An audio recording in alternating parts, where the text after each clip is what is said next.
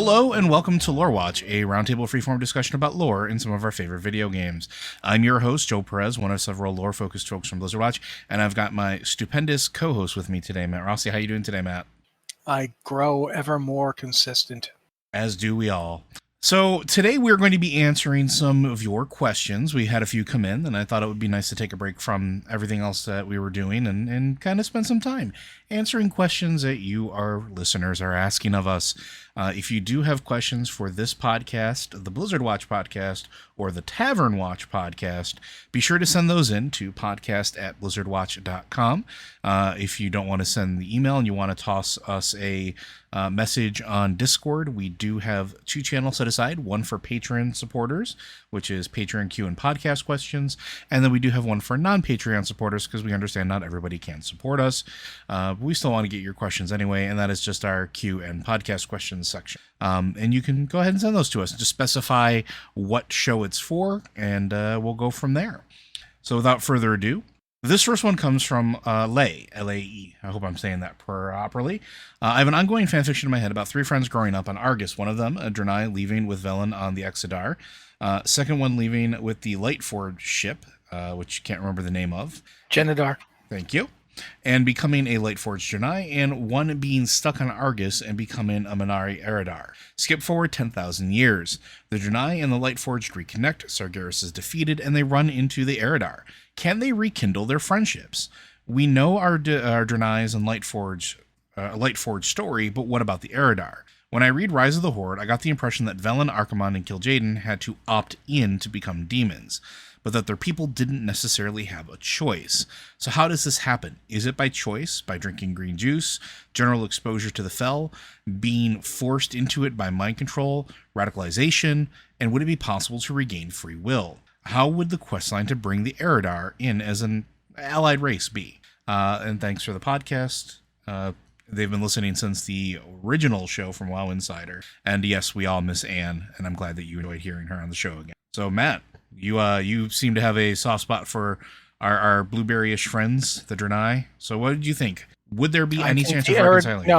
No, they're all. It's like saying, how do I get my friend who is simultaneously a Nazi, a serial killer, and a ultimate violator of everybody he comes into contact with?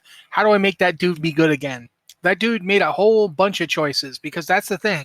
If people didn't want what Sargeras was offering, they had a way off the planet. Velen and then Naru offered it. Now, did everybody who wanted to get off? No, many of them were trapped there. They're dead, or they sold out. And it isn't a case of, I mean, you can always say, sure, if the choices are death or going along with it, obviously I'm going to go along with it. But they've been going along with it for 25,000 years. They have wiped out innumerable planets. They have killed off or enslaved whole populations. There comes a point where you got to say, you didn't get off the train here, man. If Lithraxian could, and granted, maybe he didn't, we don't know yet. There's some possibility that Lithraxian's a traitor. There's also some possibility that Lithraxian is sincere in his conversion, and his people are just too arrogant to understand that. But either way, the eredar that you meet, the eredar now, the Man'ari eredar, are by and large people who have been picking the side of, puppy-kicking evil for 25,000 years. Your friend is a monster who has wiped out whole worlds. And it's not just them, right? Like, you got the thing to consider here as well is that the Man'ari are essentially like the leaders. They're considered a powerful leadership position within the Burning Legion, right? They're not just grunts. They're not just conscripted. If you want rank and file that might be descended from the original eredar, you're looking at Wrathguards. Mm-hmm. You're looking at guys like that. Those are the ones who weren't up for the task of manipulating and controlling and using Fel magic. Those guys got turned into grunts. Those guys don't even have their intellect left anymore. Those guys are engines of destruction. If you want something smashed flat, you call in the Wrathguards. Those guys are also originally eredar, but they're not eredar anymore. There's nothing there. If your friend turned into one of them, there's nothing upstairs left to save. And if your friend is one of the Man'ari eredar, one of the people who is essentially the lieutenants and strategizers, and they're not. It's you got to a certain point where the only possible rapprochement is saying, well, we understand what happened to you and we'll miss you. And now here's your firing squad because you participated in mass genocide on an interplanetary scale. You wiped out whole worlds. There is no going back. I just I could not see that. I do not see. The only way you could bring the Eredar in as an allied race is to just straight up admit they're monsters, and it's your faction is willing to work with monsters. I don't think even the Horde wants these guys. Yeah, I don't think the Horde would take them either, really. For one thing, the Orcs have a lot of really good examples of why you don't trust them. Like every time we've dealt with an Eredar, it has not been good for us. It is. I just know. I do not see a way forward on that. You can't restart your friendship with your friend who, after high school, decided to go into the planet killing business. Yeah, like one of the greatest examples I can really think to point out about this, if you really want to see sort of like the depths of removal from who they were and sort of the choices that they made up to this point, look at the interaction between Velen and his son, right? His son was a willing participant. He wasn't some tortured soul that was being like forced into it. He made a choice. And in that moment, there was no reconciliation. There was, we had to fight him. We had to end him. Velen didn't want that to happen. Velen didn't want his son to die because it was still his son. But there was no his son having a change of heart. There was no, oh my God, I'm going to kill my father. There was none of that. It was legitimately, this is my job. I'm going to do it. This is the choice I've made. And looking at his dad, you're a traitor of our people. You abandoned us. You led half of our race astray, or a third of our race, or whatever small portion of it astray. Less than a third, but yeah. Yeah, you actively work against your people who are trying to fix the universe, because that's the other side of it too, right? Like, yeah, Kil'jaeden and Archimonde bought into Sargeras's "we need to fix the universe" thing, or at least we assume they did in some level. It could just also be a play for power. But yeah, but I think you got to look at it this way. One of the things to jump off what you've been saying, when Sargeras came to them, he offered them the ability, I will share with you all that I have, my cosmic power, my understanding of the cosmos, everything that you've always hungered for as a people, knowledge, power, wisdom, I will give you all of it. And he didn't lie. No, not at all. He gave it to him. He did exactly what he said he was going to do. He made a bargain with them, and on behalf of their people, Archimonde and Kil'jaeden accepted it. But they were not alone in that decision. They were not unsupported. The people of Argus, it sounded exactly like what they'd always wanted. And they were like, okay, yeah, all the knowledge, all the power, all the wisdom that we've ever wanted, this being is willing to share it with us, his vast cosmic understanding. Okay, I don't see a downside. And it wasn't, Velen was the only one who actually could see the downside, because he was the one who actually saw the form that it would take. He saw, the future of their people, but they didn't see that. And when he and his followers broke and ran, they were seen as traitors to their people, as Joe just pointed out.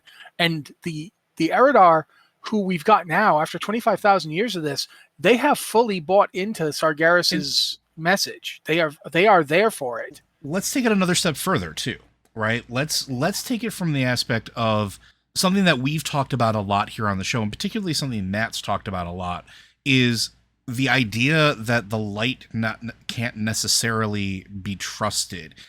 We don't know enough about it, right? So here you have Velen, who is gifted has this gift of prophecy and is aided by the light, and now rejects the offer of Sargeras and leads his people into the cosmos to find a new home. Now let's take how secretive the light is. Does the light tell you everything? Has the light ever been forthcoming with all of the information that it could possibly give you, knowing as much as it does? I mean, taking it a step more recently, even with the stuff that was happening with the Army of Light, the Lightbound Draenei, or the Lightforged Draenei, all of that stuff, and dealing with why can't I think of her name now? The Naru, the one that Which tried one? The one that tried to reshape Illidan. Since you said that, I don't know now. I want to say Yrel, but it wasn't Yrel. Zera. Zera. Did Zara say flat out, like, I'm going to remold you and give the option? No, she just went ahead and did what she thought was going to be necessary. The light is not as forthcoming as even necessarily the void is. The light is a little bit secret. So now you have Sargeras, who kept his word, gave ultimate knowledge to the eredar, let them have the secrets of the universe that he had available to them, put them in a position of power where now they have all of the forces that they could ever want to do anything that they ever need to do, and are placed in a position of reverence because, again, the next two highest on the food chain in the order of the Legion are Eredar, or Minari now. So why are they going to take the word of somebody who serves, or at least in their mind, serves a master that won't be forthcoming, that isn't honest, that keeps things from you, that keeps you, in the quote-unquote dark, for your own benefit? They don't see it like that. These are beings that were highly, like, a wizard society, right? Knowledge is prime. Learning how to deal with arcane energies is prime. And now they're being given the keys to the kingdom, so to speak. Why would they go back? Why would they relent on that? And then now at this point, as Matt pointed out, they've sort of been drinking the Kool-Aid for, X number of years, 25,000 years. The ones that are still there, it's not by brainwashing. It's not by forced being pressed into service. Because at the end of the day, Sargeras knows that the ones that he needs to have trusted in his lieutenancies and trusted to lead his people, you can't have those people that you brainwashed or forced. Brainwashing breaks. People can have a change of heart. You need people that are fanatical to your cause, or creatures that are fanatical to your cause, to keep the other ones that do rebel or would chafe against their restraints in check. Think about it. Those demons, do you think they really want to serve Sargeras? Do you think that they want to do every little bit of his bidding? We've seen so many self-styled warlords and like trying to carve out their own positions of power while still within the Legion. Why would you want that from people you're putting in charge of things? So yeah, I don't think there's any coming back from it. That said, to go back to the original meat of, I think, the question here, if this is something you have in your head where you're writing a story about this or you're thinking about it, it does contain in and of itself, that essence, the ability to have a very emotionally driven story. Maybe it's the hope of those two folks, the Lightforged and the regular Draenei friends, that go searching for their friend and then have to come to the heartbreaking realization that their friend's just gone. It's not their friend anymore. It's not the person, or maybe it was. Maybe it's the same person that they always were, and they just didn't want to see it. You could do a lot with that. Yeah, you could also write a story about the fact that the person is still there. And that's the worst realization, that someone you love and someone who loves you can be a monster. Because there's an old saying, I think, I can't remember the name of the writer who wrote it in Ms. Marvel, but it's a really good line. I can't remember her name. I'm really sorry about this if you're the writer of Ms. Marvel who wrote this line. I should remember your name, and I'll go look it up. I think it's G. Willow Wilson. Is that her name? Possibly. I believe so. But at any rate, she says, good is not a thing you are. Good is a thing you do. Hmm. I mean, you think of it this way. Evil is a verb. It's not a question of who you are inside. Who you are inside does not matter, because we will never actually experience who you are inside. We experience what you do.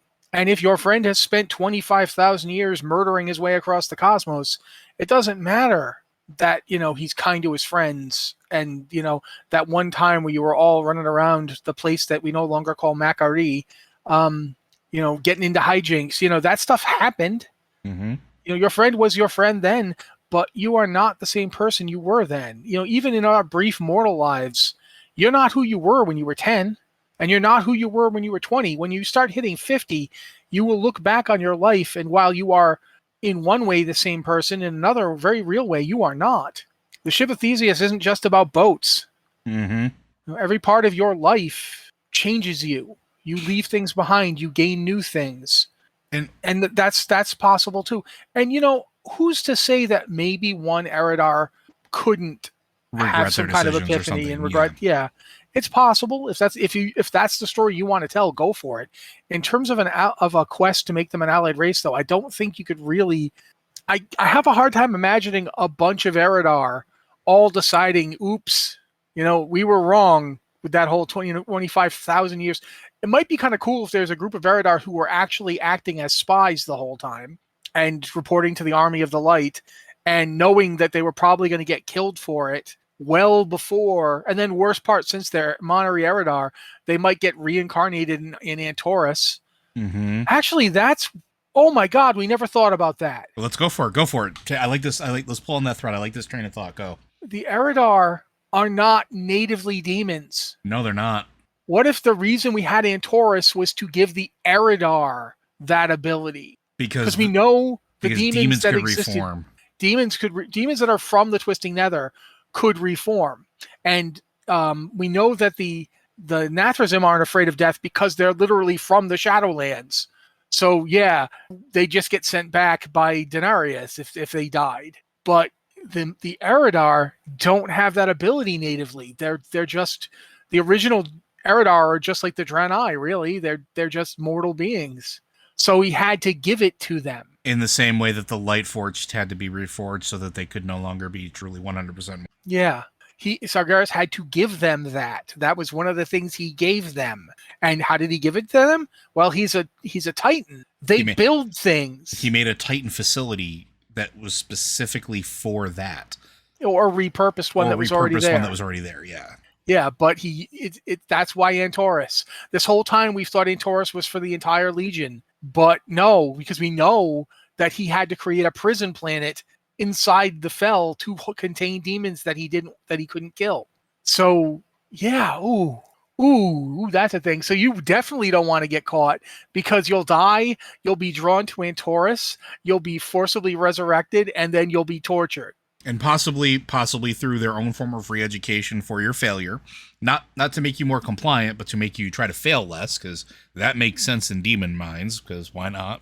That could be very interesting as well. And that does... Yeah. Because we've been sitting here and we've been thinking that Antorus was for the demons, but, well, it wasn't there before. It didn't exist when demons were the first problem that needed to be solved, and a special prison had to be made to contain them so that they didn't reform. So, yeah, I can't believe we've never thought about that before. That's fantastic. It makes sense. That's the reason that Antorus exists, is for beings like Kil'jaeden and Archimonde. It's for an eredar to be able to come back, because eredar are not natively demons. Or other creatures or entities that decide to join the Legion or press into service. Anything else that gets pushed into service in the Legion, things that aren't like pit lords or what have you. Yeah. This has the makings of, like, I'm not gonna lie, this has the makings of a really interesting, like, spy-esque story involving these particular points, and I would 100% read this fiction if it was written. I'm not gonna lie. Yeah. So there you go. There's an idea. There's an angle for you. That one.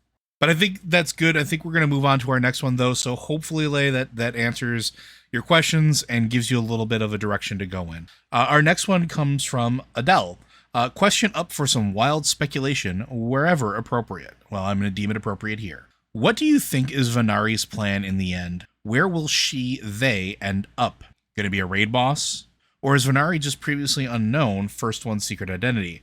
Or did Venari make Zovaal very mad at some point trying to steal something? Or did Zovaal got conned by Venari? What else?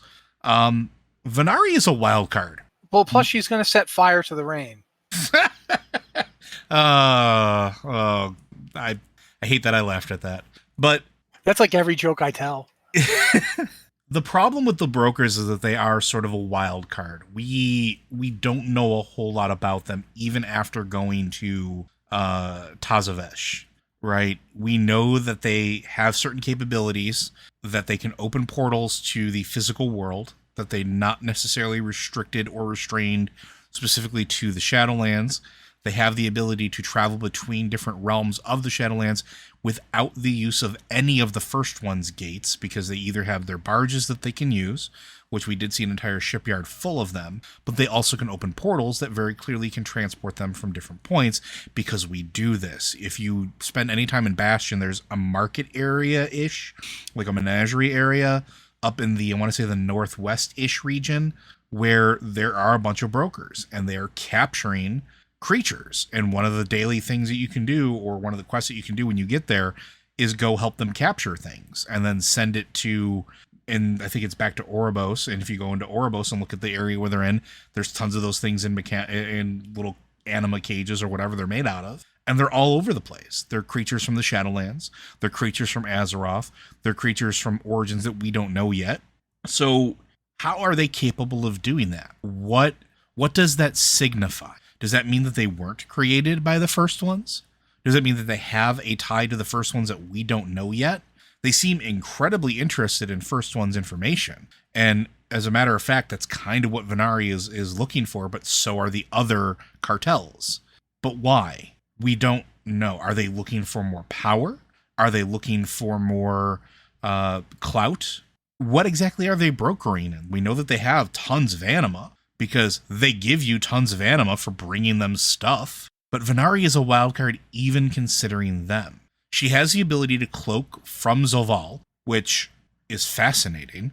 And canonically now that in the mall when you're there, you're constantly because the Eye of the Jailer is no more. There's a whole Cloak of Venari thing where you are shielded by from the sight of the Jailer. So we know that she can, or they can keep you from being detected, from Zoval, from the Eye of Odin. Didn't you once propose that they were machines? I did.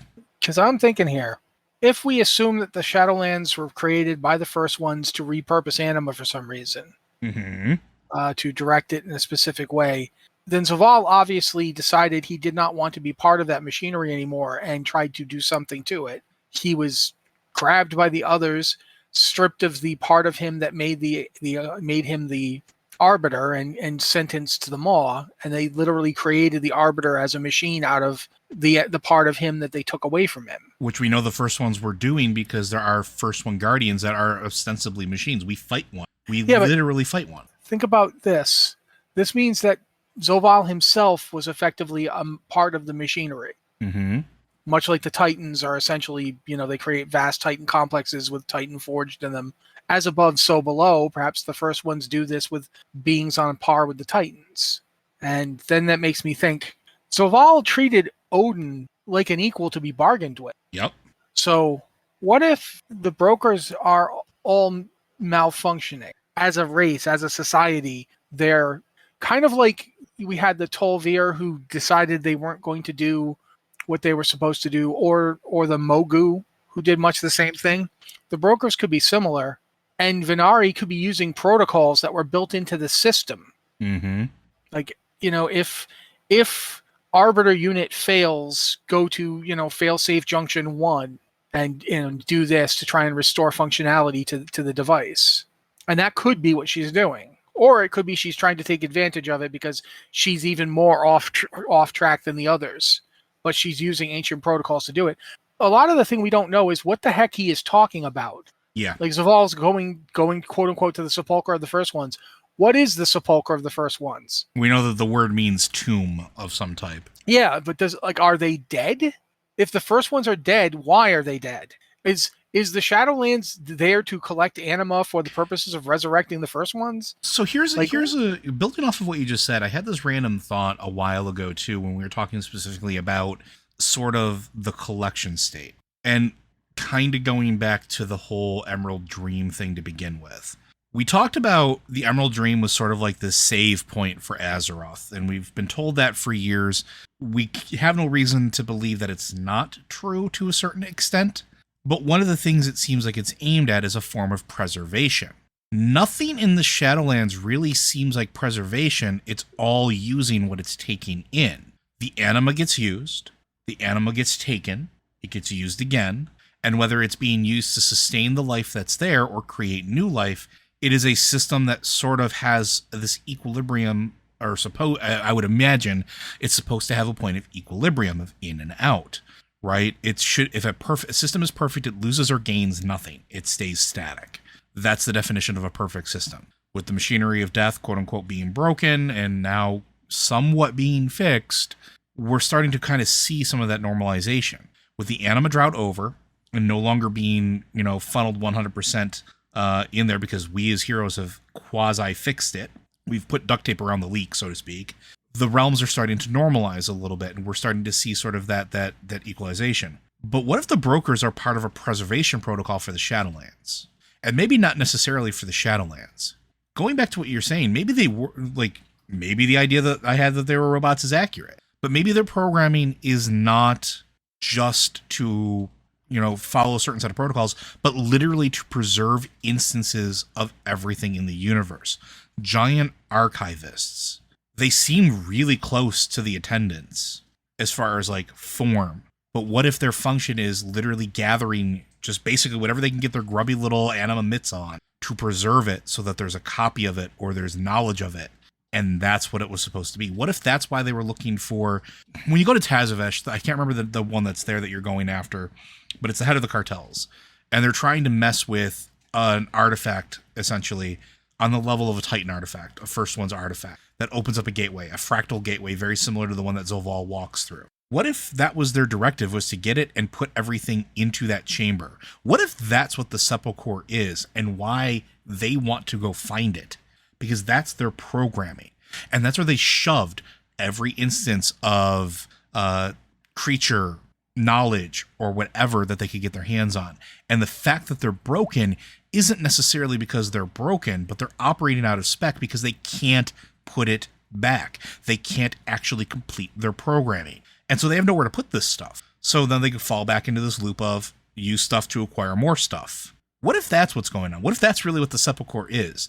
It's not necessarily the tomb of the old ones, but it's just like the repository of the collective information of the universe that has been preserved at the behest of the First One's robot servants, whose entire job is to archive. What do you think of that? I mean, it's certainly one possibility. Without more information, I can't say, but it would be kind of elegant in a way. I find myself really curious about this concept that we were told that Zoval was Titan plus plus, but that doesn't really feel mean, like it, right? It doesn't necessarily mean that he's more powerful in the sense of what he's doing is a threat to to reality itself. But it's a threat to reality itself because the Shadowlands are supposed to be where they are. They're not supposed to be everywhere. They're not supposed to conquer the universe. Death is a place it needs to be, but if everything's dead, then nothing exists. The Shadowlands can't exist without anima coming to them. Which is why it feeds it back into that cycle, right? If everything is dead, nothing will die. And if nothing dies, no anima comes to the Shadowlands. The Shadowlands depends on life. In a very real sense, death needs things to die. Like, in order for there to be a realm of death, things have to keep dying. And that's why there's an escape hatch in the Shadowlands. That's why souls can get out and go back. That's why you have Ardenweald, where from Ardenweald, souls can be returned to life. Yeah, there's a direct path to the prime material plane, for lack of a better term. Yeah, or possibly to whatever plane in the Emerald Dream it's related to. In the case of the Wild Gods. Yeah, it's interesting to me to think about the idea of, like, you've got the brokers, whatever their original function was, whether it was to store things, as you've indicated. I mean, they've got a banking system, so clearly they know about storage. Or if it was to, like, keep everything running smoothly, or what have you. There's this the Shadowlands as presented to us does not make sense. Agreed. But the idea behind it does. The idea that it exists, basically, it is ultimately a very complex place where all these where beings can go and continue in some fashion. Like, you die, but you still continue.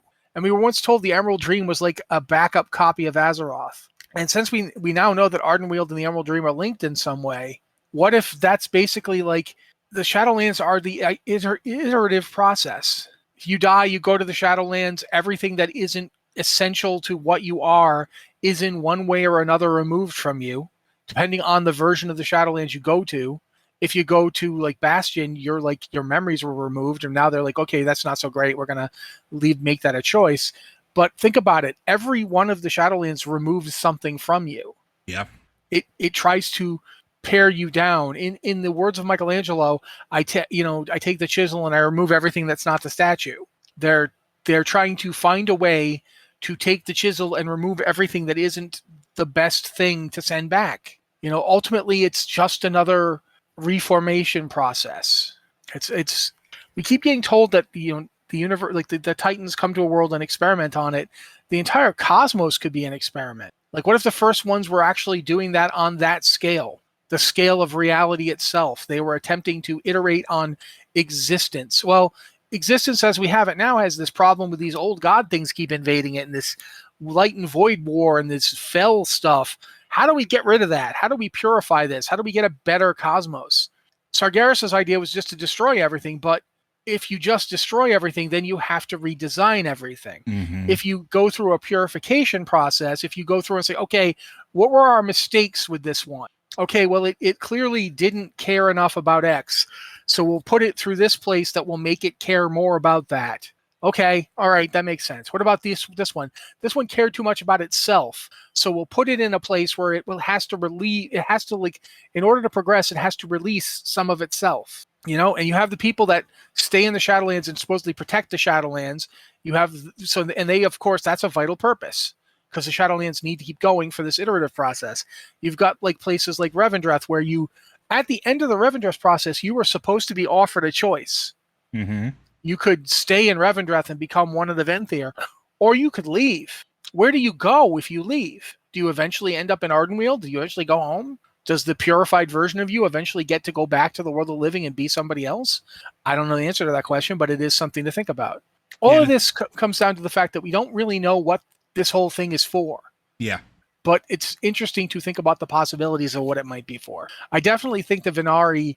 I don't think the Venari is necessarily working for the true purpose of the Shadowlands. I think Venari has stumbled upon some stuff that tells her, oh, this is all messed up. And being a broker, she wanted to use it for her own advantage.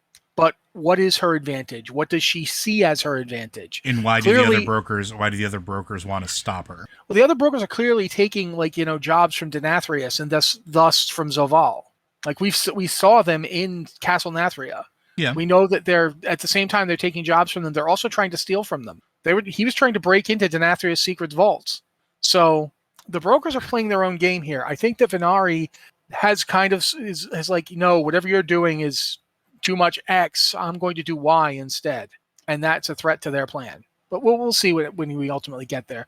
But I definitely think that Venari is operating on some kind of contingency that nobody was expecting her to be using.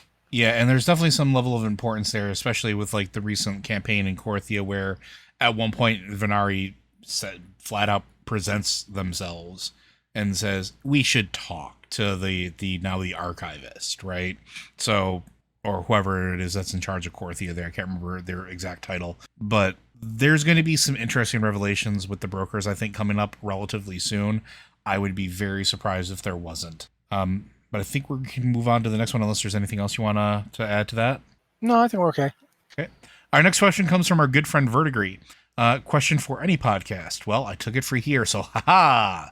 Playing Exiles Reach as a shaman, you drink a potion to help you see the spirits around you. And there are like 50 all standing around you, silently watching and turning to face you. What is your favorite example of environmental atmospheric storytelling in WoW or anything else? So recently I've been going back and just doing some runs through some of the older content, and I'm starting to really appreciate the level of environmental storytelling that was present in the game from the very, very beginning. Now, it wasn't perfect in vanilla WoW, but there was still a good chunk of it, mostly because you couldn't have 1,000 cutscenes at the time to explain everything. So it had to rely on visual cues in the world to sort of give you your place and sort of put you into the mindset and immerse you into what was going on. I actually think that for my money, if I had to put anything that says, like, at least in terms of Blizzard games, the best environmental storytelling, I actually think I'm going to go with Burning Crusade. And the reason I say that is because there's a lot of little tiny touches that I think players might miss nowadays that were kind of big deals. So when we talked last week about like Gruul's Lair and who Gruul was and the fight with the Black Dragonflight, go to Blade's Edge Mountain and fly around, because you can fly now. And just take a look. And you can still see black dragons impaled on the spikes of Blade's Edge Mountain. Go through the various graveyards throughout all of Outland, and they're all unique and weird and strange and different in a way that I don't think has really been done elsewhere. Most graveyards are kind of samey. But again, in Blade's Edge Mountain, I stumbled across that rediscovered that outpost. There's an elven outpost that's neutral, and it's a grove essentially in the middle of Blade's Edge. Go look at what stands around the perimeter of the graveyard. They're carved glowing idols that look like they're just made out of screaming faces. Why? But it lends to sort of this eerie otherworldness that is happening all around you. Go to Netherstorm and wander around and look at the barren alien landscape. Go to the very first, I don't know why I'm blanking on zones now, but go to the very first one that we walk into, Hellfire Peninsula. Walk down the main path. Look at your feet. It's the path of glory, one that was comprised by millions and millions of bones. Look down at the texture. It's there. It's one of those things where, like, if you're not looking for it, it's easy to miss. But I think Burning Crusade did a fantastic job of just all these little tiny out-of-the-way places, like little dark altars. There's a pit fiend body in Hellfire Peninsula that's been draining, and its blood is corrupting everything around it. And you don't need to have a quest or a cinematic to tell you what's going on. It's the same thing with, like, going to Fellwood. Fellwood does a great job of showing you the level of corruption and darkness that exudes from that area and what happened there. And that is some great environmental storytelling. What about you, Matt? I like pie. No. I was thinking about it as Joe was talking, and I was thinking, like, a lot of the stuff he was listing is pretty big scale environmental storytelling. So there's a lot of these things that I keep thinking of, but the one I'm going to talk about is inns in Pandaria, because they are perfect little microcosms of the Pandaren way of life. When you go into them, they don't have any walls. There's the cooking area, kind of like a bar around it, the innkeeper, and you go in and you see them eating on those little tables, and it just immediately shows you this is how they live their lives. This is how they view communal dining. They view eating as a social thing. You don't just eat by yourself. They talk a lot about how the Pandaren like food and like eating, but they like eating, but it's social. Yeah, they aren't going off to gorge. Yeah. They don't go off to gorge themselves by themselves. They eat together. It's a way to spend time together. Anyone who's got like a family meal understands the basic concept. And it's just that, but it's like the whole area. They will, like, a whole town will get together. Go to Pandaren towns and look at the way they're laid out. They've got the little, like, the houses all kind of face a central point, and sometimes the town will have another arm that goes off, and then that area is like, it's not where people live. It's where, like, okay, we've got like a road out of town here. There's some kind of like milling area over here. It's where stuff is done. They have a place where they, crafting happens, and a place where people live, and the living areas are almost always circles around an area. It's just one of those things that really gets me is, tell me the name of the major city in Pandaria. Yeah, I don't think there really isn't one. The closest you get are the shrines. And those are shrines. The shrines are built around a Mogu palace. The Mogu built massive areas, and those areas weren't even actually built by the Mogu, or if they were built by the Mogu on orders of Norushen or Master Ra. They're not originally Mogu temples. They're originally Titan constructions. The Pandaren, when they defeated the Mogu and drove them out of power, didn't replicate their style of building. The wall that divides, the Mantid areas from the areas that Pandaren currently live was built by the Mogu. It's a Mogu construction. It's an enormous Mogu project. The Pandaren would have never built anything like it. They built small. They build communal. Yeah. They have villages. They have farm towns. The farm in the Vale of Four Winds? Valley of the Four Winds? Valley of the Four Winds, yeah. Yeah. The Valley of the Four Winds area with like its farming communities, the monastic settlements up in Kunlai Summit, Jade Forest with its small towns. That's how the Pandaren like to live. And they don't bother to tell you this. They don't have a Pandaren come out and say, we Pandaren prefer a pastoral life. They just show you. It's interesting that you bring that up, because now I'm starting to remember, like, even the villages, like calling them villages is interesting, because like it's all based around communal areas, even outside of like the inns, quote unquote. Yeah. Because like you go and find the houses, they're just like sleeping areas mostly. Mhm. Everything else, like even the dining room tables in a lot of places, they're not dining room tables. They're huge things in the center of like all of the huts. Like If you have like one of those, like if you made a meal in Pandaria, if you learned cooking and you made one of the big meals that feeds your whole raid group, it's exactly that kind of table. It's a yeah, big round table with a lot of food on it. And that's how they do everything. They do everything like this. And they don't do it like they don't come together in massive like if you want to find the Pandaran in a zone, look for one of the many villages and towns. The closest thing you'll get to a really big city is like the temples to the various August Celestials. yeah. Like if you go to like Kunlai Summit and you go to the Temple of the White Tiger, right? Like Yeah, exactly. that's a huge, massive structure. But even then, if you go look around that, like Matt's right, there's a lot of mainly communal spaces. And that's how they live. And they everything is set up around that, but nobody ever tells you that. There's no this is very much a show don't tell. Nobody ever says this is how the Pandaren live. Just you get to see them living that way. Compare that to Orgrimmar versus Orc settlements, both in Burning Crusade and Warlords of Draenor.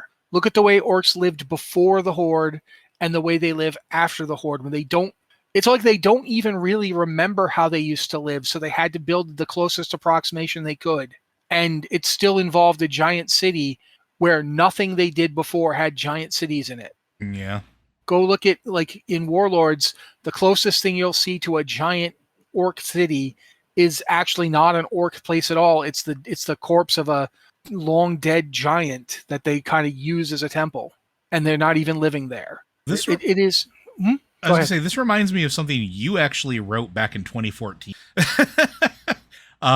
You wrote a whole thing about the world as a story and talking about emergent storytelling just in general. And you hit these points, and I'm not gonna like link back to it, but if you haven't read it, maybe search for it because it's worth a read. But you point out a lot of this stuff where it's the idea of traveling through the world should inform the story of the world. And that's something we talk about a lot and we generally try to bring up a lot.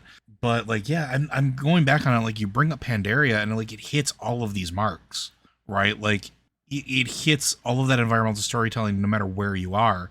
But then I'm looking at it and like Warlords of Draenor does do the same thing. You are absolutely right. Yeah, you can see very clearly the difference between the Draenei and the orcs just in terms of how they each live in an area.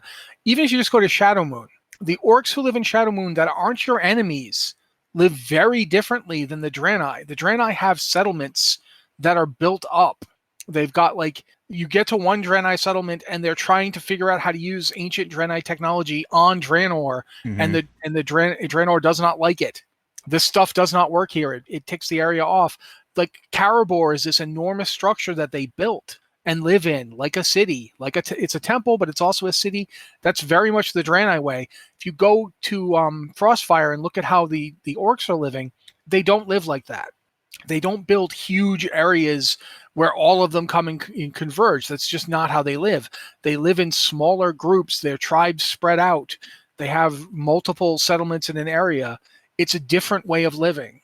And it's not the Iron Horde that's rising up is changing it. And that's one of the big conflicts in Shadowmoon is for all of his problems, Ner'zhul did not want to get involved in this. Mm-hmm. He didn't want to go live like that. His people had where they were living and they were perfectly happy with it. But then Grom shows up and is like, do what we want or we'll kill you. And he's like, okay, I guess I'm going to have to do what they want. And that tore his tribe apart. His wife left him. It's really, that's all part of the story that nobody, the world tells you this. You just look at it and see the differences. You see how the Arakoa live. Arakoa? Is that how you pronounce it? Yeah, Arakoa. Yeah, you see how the Arakoa live, how the ogres live. The ogres are the ones who are city builders. Yeah. Amongst the people of Draenor, the original peoples of Draenor, not the Draenei themselves. The ogres are the ones who build actual cities. Heimwall is a city. Mm-hmm. And you see lots of places that used to be ogre cities throughout the world. Yeah, and then, like The the orcs squat in one, like that's part of the whole thing of Frostfire Ridge, right? Like, yeah, but like they didn't build it. no, It wasn't theirs. And even Mo- the area around it, it's all huge structures. Even the normal houses, like at the base of it that you clear out of ogres, they're huge stone structures. They're not Yeah. little tiny little huts.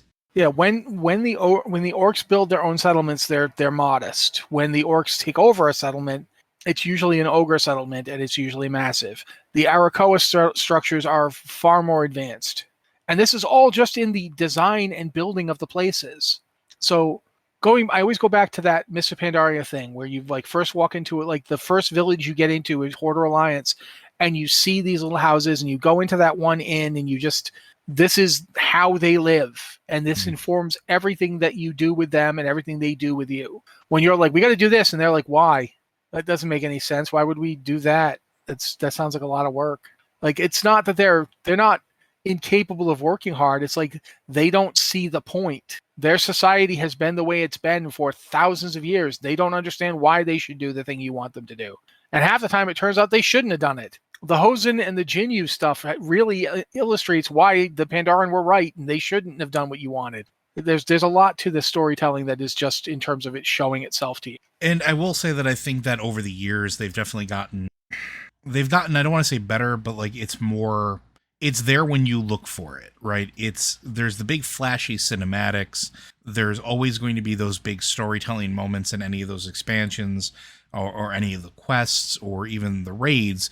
But take a time sometime, and I often tell players to slow down and look around. Do so. Look for little things, because the team that works on this stuff, they put them there intentionally. They put them there for us to find and to inform the story of the area.